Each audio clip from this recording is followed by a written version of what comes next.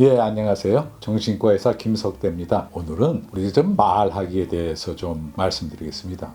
요즘 말하는 거 뭐 아무렇게나 하면 어떠냐, 뜻이 전달되면 되지. 특히 실속 있는 사람들은 그런 형식적인 거에 대해서 깊이 생각을 안 하는 경향이 있습니다. 그런데 옛날 어른들은 신원서판이라 해서 그 사람의 생김새와 그 사람의 말투, 그 사람의 필체, 판단력, 이 일을 어떻게 해결하는가, 어떻게 난관을 풀어나가는가, 그런 모습을 보면서 그 사람을 평가합니다. 이 말이라는 것이 그 사람의 성품을 나타내는 데 중요합니다. 이거 이렇게 하면 안 되는데 하는 경우를 제가 많이 발견합니다. 첫째, 말이라는 것이 무엇인가를 먼저 생각해 보지요. 말이라는 것은 자기 의견을 나타내는 수단이지 않습니까? 그런데 세상의 모든 동물들은 다 소리를 냅니다. 그러나 말을 하는 동물은 사람밖에 없습니다. 사람이 소리를 내죠. 모음도 내고 자음도 내고 혓소리도 내고 입소리도 내고 여러 가지 소리를 냅니다. 그 소리를 모음과 자음을 잘 엮어가지고 한 단어를 만듭니다. 그 단어를 규칙에 따라 나열해서 말을 만듭니다.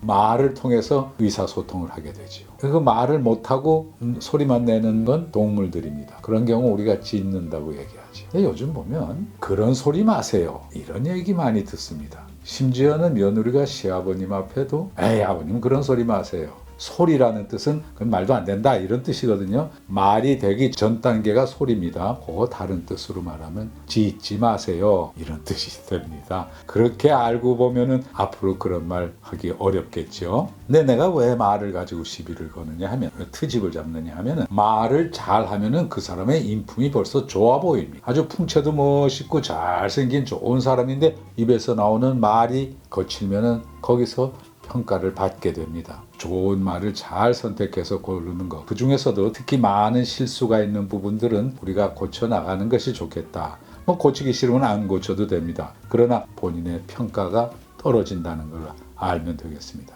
또 하나, 존칭을 우리가 붙입니다. 애들한테 존칭 붙이는 경우도 있습니다. 유치원 선생님이 유치원 아이들한테 하는 말, 자, 잘 있었어요? 일어나세요? 어린 사람한테 하는 존댓말입니다. 또 하나, 존칭어. 아무개 박사님, 아무개 선생님 하면 존칭어입니다. 옛날에 그 교통방송을 운전할 때마다 듣곤 했습니다. 그러면 이제 어디 부분이 맥히고 어느 부분이 안 맥힌다 이런 걸 다 안내를 해주십니다. 그런데 그때 보면 저 인덕원 고개에 나가 있는 아무개 경장님 나오세요, 이렇게 말합니다. 그러면 예, 아무개 경장입니다, 이렇게 말합니다. 그거 틀렸습니다. 어떻게 말해야 옳은가? 어디 경찰서 경장 아무개입니다, 이렇게 말해야 됩니다. 뒤에 가서 붙이면 존칭이 되고 그 관등성명이 앞에 붙으면 소개가 되는 겁니다. 이런 그 언어에 대한 질서가 가장 잘 확립되어 있는 데가 군대라고 생각합니다. 군대에서 이제 새로 배치를 받아서 그 부대장 앞에 가서 신고를 합니다. 충성, 군번 아무개 병장 아무개는 부임을 명받았습니다, 이렇게 말해요. 병장 아무개는. 그러면 그 신고를 받는 사람은 아무개 병장, 이렇게 되는 거죠.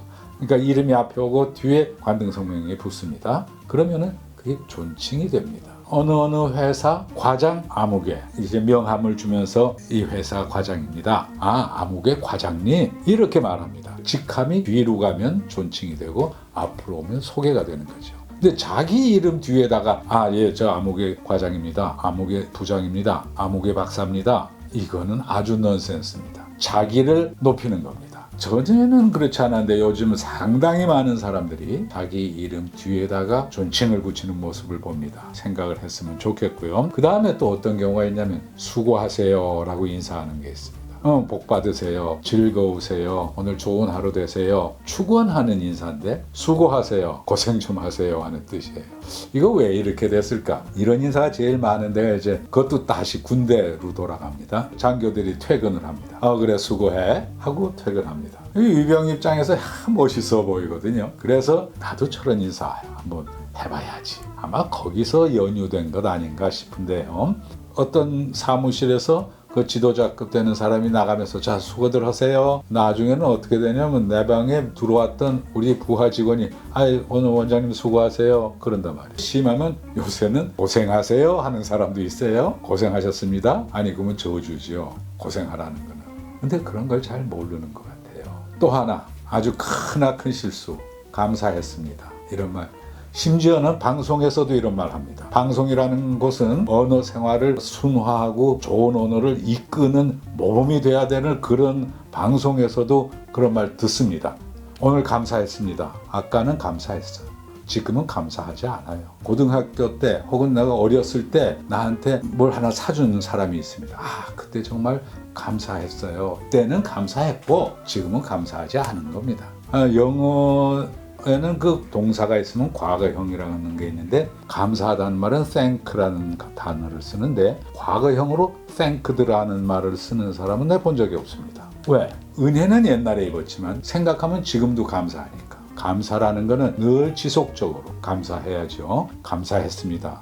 심지어 방송에서 언어 전문가들이 그렇게 얘기하는 걸 들을 때는 좀 기가 막히다 이런 생각을 제가 했습니다. 직원들을 제가 모집할 때 면접을 할 때는 이 사람이 말을 얼마나 잘하느냐를 보는 것보다 얼마나 진실된가를 봅니다. 면접에 대한 과외하는 광고를 봅니다. 제가 그거 보면서 웃습니다. 면접학이라는 학문이 없을 텐데 또 회사마다 뽑는 기준이 다릅니다. 어떤 사람은 꼬치꼬치 아주 날카로운 질문을 하는 사람이 있고 어떤 사람은 편안하게 얘기하는 사람이 있습니다. 그러나 다 거기서 찾아봅니다. 면접에 대해서 많이 안다. 면접을 잘 가르쳐준다. 이 뜻은 뭐냐 하면은 면접을 많이 해봤다는 뜻이거든요. 면접을 많이 해봤다는 뜻은 취직을 못했다는 뜻이에요. 그런 사람한테 면접 배우시겠습니까? 우리가 조금만 생각해 보면은 얼마든지 다른 그 연유를 알 수 있는 일들이 많습니다. 난 요즘에 가끔 어떤 그 젊은이가